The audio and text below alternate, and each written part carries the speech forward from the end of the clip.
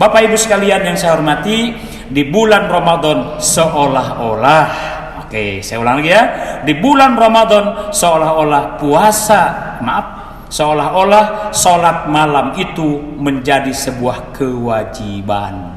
Ya, tapi insya Allah tidak. Maka Nabi itu takut kan.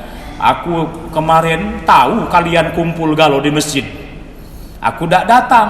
Aku khawatir nanti diwajibkan, berat pada kalian. Coba kalau seandainya tarawih diwajibkan, ya sekalian. Alhamdulillah Allah Subhanahu wa taala, Rasulullah sallallahu alaihi wasallam tahu kondisi umatnya, tuh ya.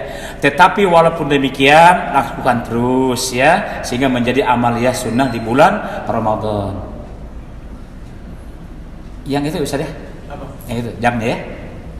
Jamnya. Ya, betul ya? Oh. Mana? Beda-beda, itu kurang 15, itu kurang 5 menit. Ini enggak sama nih. Yang itu baik ya? Yang ini puasa ya? Ya, aku tadi nengok ke sini terus kamu. Ya, beda-beda. Habis baterai. Saya khawatir takut kesiangan, nanti ibu-ibu banyak yang nora juga ya. Baik, sekalian. Tuh, yang berikutnya sikap dan perilaku Rasulullah SAW, Bapak sekalian, itu meningkatkan infak dan sedekah, ya, meningkatkan infak dan sedekah di bulan Ramadan. Tadi saya lupa tertutup oleh serban, ya, tempat sujudnya. Nah, saya ambil dulu ya, nanti Ustaz tolong ambil Ustaz. Ya, dia ditaruh di atas sejadah, tapi saya tutup lagi. Ya, jadi rupanya kita sudah ada niat ya untuk merenovasi masjid. Mungkin mau di tingkat berapa? 2 tingkat nih? 3 tingkat. Alhamdulillah. Jadi bapak-bapak dan ibu sekalian, ya, ini di bulan Ramadan Allah Subhanahu wa taala ya tentu melipat gandakan yang wajib dan melipat gandakan yang sunnah. Yang sunnah menjadi 70 kali lipat, yang sunnah menjadi pahala wajib. Ya, mudah-mudahan nanti ada infak untuk rencana renovasi masjid atau meningkatkan kualitas atau luasnya masjid ini, bapak-bapak dan ibu sekalian, ini termasuk di bulan Ramadan.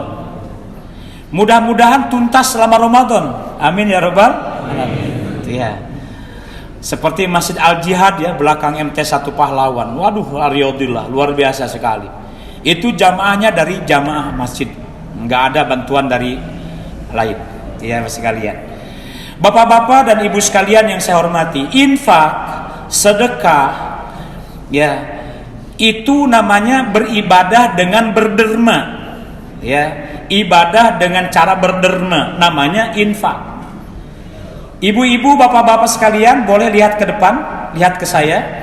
Kalau infak diumpamakan payungnya, ya. Kalau lembaga pendidikan itu yayasannya. Yayasan itu paling tinggi. Dia mengangkat, memberhentikan kepala sekolah, mengangkat, memberhentikan kepala madrasah. Dia yayasan, dia payungnya, payung hukumnya. Kalau dalam masalah berderma itu infak, itu payungnya. Ya. Masalul ladzina yunfikuna amwalahum fi sabilillah kamasali habbatin ambatat sab'a sanabil, dan seterusnya. Perumpamaan orang yang menginfakkan hartanya di jalan Allah seperti dia menanam satu butir tanaman, biji padi misalnya. Ya. Ambatat sab'a sanabil, kemudian satu butir padi tadi muncul 7 tangkai. Fi kulli sumbulatin, setiap tangkai mi'atu habbah, 100 biji. 100 kali 7, 700. Itu infak. Anfik ma fil jaib ya'ti ma fil ghaib. Infakkan, dermakan, bahasa kita derma. Dermakan apa yang ada di dalam sakumu, ya, nanti akan datang dari yang gaib ke dalam sakumu. Maksudnya Allah akan ganti. Anfik ma fil jaib, infakkan, keluarkan apa yang ada dalam saku, ya'ti ma fil ghaib, akan datang dari yang gaib kepada sakumu. Jadi infak atas, di bawah payung ada sedekah, ada zakat, ada hibah, ada waris, ada wakaf, ada atiyah, banyak, ada 7. Ya, oke. Yang pertama di bawah infak ada namanya zakat. Zakat berderma juga, tapi mengenal haul dan nisab. Ya, ada haulnya. Zakat itu sudah sampai 1 tahun. Nisabnya sampai kurang lebih 85 gram emas baru keluar zakat. Dan diperuntukkan untuk 8 asnaf. Itu zakat. Di bawah zakat ada lagi namanya wakaf. Wakaf itu berderma juga. Tapi bukan dihabiskan barangnya, tapi manfaatnya yang diambil. Wakaf. Paling banyak di antara kita wakaf untuk masjid pesantren. Ya, jarang wakaf kuburan untuk kuburan. Ya, kenapa ya? Ya nggak tahu. Ya, padahal, padahal nih, bukan berarti mengecilkan wakaf untuk masjid. Padahal wakaf untuk kuburan lebih besar pahalanya daripada wakaf untuk masjid. Lah kenapa Ustaz? Lah iyalah. Kalau masjid, wakaf masjid, yang hadir di masjid siapa? Orang Islam yang taat, yang rajin ibadah, kan gitu ya. Kalau kuburan, wakaf kuburan, wah, untuk siapapun bisa di situ. Orang musyrik, orang munafik dikuburkan di situ, gitu ya. Orang beriman, gitu ya. Maka ada kalimat khusus juga kadang-kadang ya, wakaf tanah untuk kuburan muslim misalnya.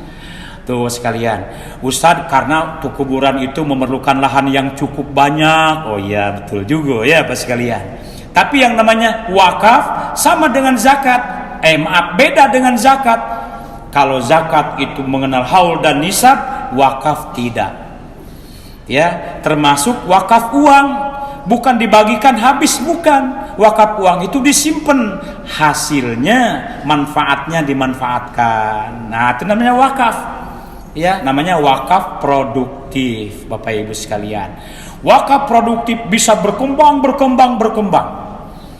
Wakaf di sini, Bapak-bapak sekalian, masjid, siapa yang mewakafkannya, ya, nanti di depan sana buat wartel. Zaman dulu ada wartel kan, banyak pengunjungnya, Bapak-bapak dan Ibu sekalian. Akhirnya wartel menghasilkan. Masjid-masjid yang di perjalanan, di jalan lintas itu menyediakan tempat singgah, homestay. Ya, sopir-sopir itu untuk istirahat disiapkan penginapannya, mereka bayar. Kata sekaliannya, disiapkan tempat pemandian. Selama perjalanan ingin rileks, disiapkan kolam pancing. Mereka semua bayar. Ya, parkir truknya di situ 1 jamnya 5.000. Kalau 2 hari kalikan saja. Itu semua masuk ke kas masjid. Ya, namanya wakaf masjid. Maka masjid itu menjadi besar. Ya, itulah seperti Masjid Jogokarya di Yogyakarta atau Masjid Milioner di Pontianak, gitu ya. Jadi masjid itu menghidupi masyarakat sekitar. Pantang sekali pengurus masjidnya mengumumkan saldo uang kita Jumat ini sekian, jumlah saldo uang masjid di masjid ini di bank anu sekian puluh juta, di bank ini sekian puluh juta, jumlah saldo 250 juta. Nah, Masjid Jogokaryan pantang menyampaikan itu. Harus nol, artinya dipakai. Itu ya Bapak Ibu sekalian, itu wakaf namanya. Itu ya Bapak sekalian. Sehingga radius sekian meter ke sana, ke depan, belakang, tidak ada yang miskin, mohon maaf. Ya, tidak ada yang miskin. Ada masyarakat yang miskin, kamu mau usaha apa? Saya mau usaha gorengan. Dari wakaf masjid tadi, yang saldo tadi dibuatkan gerobaknya, diberikan modal. Jadilah dia usaha gorengan. Kemudian itu disumbang oleh masjid. Setahun kemudian dia yang dikasih wakaf tadi dikembalikan, jadi menjadi donatur masjid itu. Gitu ya Pak sekalian. Kemudian ada lagi, kamu mau usaha apa? Saya mau menyediakan sarapan pagi mahasiswa. Gitu ya. Dibuatkan lapaknya, dibiayai oleh wakaf masjid tadi. Nah, terus dipantau, dikembangkan. nanti samanya pinjaman bergulir kembali ke masjid. Namanya wakaf, berkembang. Ya, uang pokoknya tetap ada, bahkan bertambah. Nah, itu namanya wakaf produktif. Seperti itu, bapak-bapak dan ibu sekalian. Banyak sekali ya visioner dari pengurus masjid, terutama masjid-masjid yang di jalan lintas, gitu ya. Bapak-bapak dan ibu sekalian yang kami hormati dan dimuliakan oleh Allah. Kemudian yang berikutnya setelah wakaf, apalagi hibah. Hibah sama berderma juga, tapi berbentuk sesuatu barang yang dihibahkan, diberikan kepada seseorang atau lembaga, ya, yang ada kaitannya dengan hukum. Bapak menghibahkan barang, menghibahkan tanah, menghibahkan, namanya hibah. Ya, lain dengan wakaf. Biasanya hibah menutup waris biasanya. Ya, sebelum warisan dihibahkan, maka tidak ada waris. Kenapa? Sudah dihibahkan. Maka anak angkat tidak mendapat waris, tapi boleh mendapatkan hibah. Kalau bapak-bapak punya anak angkat ingin diberi harta, jangan waris, tapi hibah namanya. Ya, atau antar lembaga boleh juga. Misalnya pemerintah Provinsi Sumatera Selatan menghibahkan tanah 100 hektar di Jakabaring untuk Islamic Center misalnya. Itu hibah antar lembaga, antar personal pribadi juga boleh. Di bawah hibah ada namanya hadiah. Sama, hadiah berderma juga. Tidak terikat dengan nasab, tidak nisab dengan haul, tetapi hadiah sifatnya ingin memberikan sesuatu dengan ya semacam penghargaan, ya. Hadiah ini sudah berubah nama, sekarang lebih populer dengan door prize. Ya, door prize itu sebenarnya hadiah. Ya, boleh menganggap, boleh kepada orang-orang kaya, ada apa? Itu ya namanya hadiah, kan? Tuh. Ustadz, hadiah itu identik dengan undian dengan judi? Enggak. Ya, misalnya begini, Pemprov Sumsel mengadakan lomba jalan santai. Dia disiapkan 10 anak kunci rumah. Nah, bukan anak kuncinya baik, rumahnya juga. Nah, ya. Pemerintah Provinsi Sumatera Selatan akan memberikan hadiah 10 unit rumah sebagai hadiah jalan santai dan 10 unit mobil Avanza. Nah, misalnya kan, yang jalan santainya 10.000 orang. Mana cara menyeleksi siapa yang berprestasi, siapa yang menangnya? Bingung kan? Untuk mengambil 10 orang tadi, 10 mobil, 10 rumah, maka diundi. Nah, undi itu bentuk hadiah. Yang mendapatkan undian ada orang kaya, ada orang miskin, ada orang biasa, ada apa-apa. Ya, itulah yang terbagus. Namanya Qur'ah, diundi seperti itu. Itu namanya hadiah. Tuh. Maka hadiah itu boleh bapak-bapak kepada orang kaya. Boleh. Itu ya, silahkan hadiah. Gitu ya. Bersedekahlah kamu memberikan hadiah kepada orang kaya sekalipun, kepada orang yang minta-minta sekalipun dia naik unta. Ya. Yang berikutnya kelamaan nanti singkatkan. Yang terakhir adalah pemberian harta, mengeluarkan harta di saat mau meninggal. Namanya atiyah. Ya, atiyah memberikan harta kepada seseorang, kepada lembaga di saat dia mau meninggal dunia. Sedang sakaratul maut, dia teringat kok mau sedekah. Ini luar biasa.